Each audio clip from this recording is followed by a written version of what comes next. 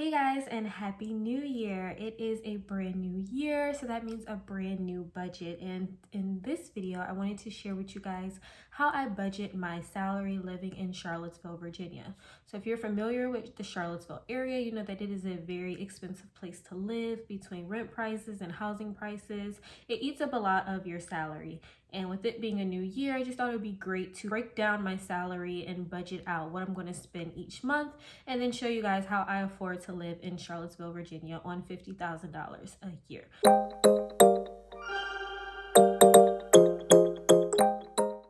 So like I mentioned, I make $50,000 a year in Charlottesville, Virginia. I am the city's social media and marketing coordinator, and my salary is $50,000.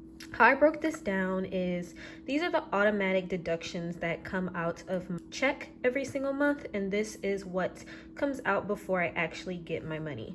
So the first thing that comes out is taxes, between Social Security, Medicaid, income tax. All of that obviously comes out of my salary, so I don't see the full $50K. Also, health insurance comes out of the $50,000. So one thing about working as a city employee is we have really inexpensive health insurance. I think my health insurance premium per pay is like $30 something. So it's very, very inexpensive, and it's pretty good insurance. Another thing that comes out of my salary is my vision insurance. It's very inexpensive, and I think per pay it's about $1.43. It's less than $2 per pay for my vision insurance. And then the last thing that comes out of my salary is my retirement. So 5% of my salary goes towards the city's pension fund. So about $2,500 per year comes out automatically and goes towards my pension for my retirement. So the amount that actually hits my bank account after all of those things are taken out, my taxes, my health insurance, my vision, and retirement, this is the amount that actually hits my account, which is $2,950 a month, or $1,475 per pay. So we get paid bi-weekly. So twice a year we do get an extra check, but for the purposes of budgeting, I don't include it. I only go by what I normally get, and $1,475 hits my bank account every 2 weeks for a grand total of $2,950 per month. So now this is how I actually break down that salary a little bit more. So my monthly expenses, rent is $1,334. I live in Charlottesville, Virginia. I live in a new build apartment complex, and it is very pricey. And as you can see, just out of one check, it's taking up a huge chunk of it. So my rent is very expensive, and it takes up the most of my income. Nothing is included in my rent, so I have to pay on top of my rent pest and trash, which is $25. The pest fee is $5 and the trash is $20. At this apartment complex, I don't have like curbside valet trash. We have to go take it to the trash compactor. So my apartment complex is making a killing on the compactor trash if every resident is paying $20 every single month to throw their own trash away in the compactor. Also, which I have to pay for, is electric, and $50 is about the estimate. I've never really paid $50. It's usually in like the high 30s, low 40s. But I just budget $50 for electric just in case it's the winter and I use my heat a little bit more often. I don't tend to use my AC unit in the summer. This apartment is very insulated really well, and I don't face the sun, so my apartment stays cool. I will turn the AC on at night, but that's pretty much it for that. Next up is water. Again, not included. I have to pay extra. It's billed through the apartment complex, and it's usually never $40. It's always in the 20s, but after like a $8, no, I think it's like a $12 processing fee, it's usually up in the 30s. So I just budget $40 for my water every single month. My next monthly expense is my car note. My car note is $350. I have a 2017 Toyota Camry that I bought brand new in 2016. So I have just been chipping away at this very expensive car for the last 5 years. She runs pretty good and I don't mind because I'm almost done paying her off. I should be done before my 30th birthday and I'm 27 right now. Next I have to pay for is my car insurance and my rentals insurance. That comes together about $123 combined. I think my rentals insurance monthly is about $15, and then whatever 123 minus 15 is my actual car insurance. I have State Farm. I really like them. I like my agent. I like the people in the office. Whenever I call, they immediately know who I am. It's very personalized service, so I really do like them. And then internet is the next bill I have to pay for. I don't even know what package deal this internet is, but it's $75 a month. I think it's $74.90.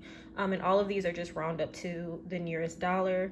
So I pay $75 a month for internet. It was a promo, and I'm pretty sure this upcoming anniversary, it's going to go up. So the next bill that I have to pay monthly is my cell phone bill. I spend $60 a month on my cell phone. I have an AT&T prepaid plan for unlimited talk, text, data, etc. I buy my phone outright and just pay the cell phone bill as normal. I don't have to buy any prepaid cards or anything. It's like a normal cell phone, but it's just called the prepaid version. It's very inexpensive and I've had this plan for years and it works very well. The last bill that I have is my Hulu bill. I spend $8 a month on Hulu for the ad version. I don't spend any extra money on any other streaming services. I use Hulu, Amazon Prime, which is a yearly subscription, and YouTube. So then next we have is my savings. So the first thing that I pay for, that I spend money on every single month, is my IRA investment. So as you see, I'm only putting 5% of my salary into retirement, which is not a lot of money. $2,500 is not going to have me a very cushy retirement. So I opened up an IRA and I put $250 a month into it.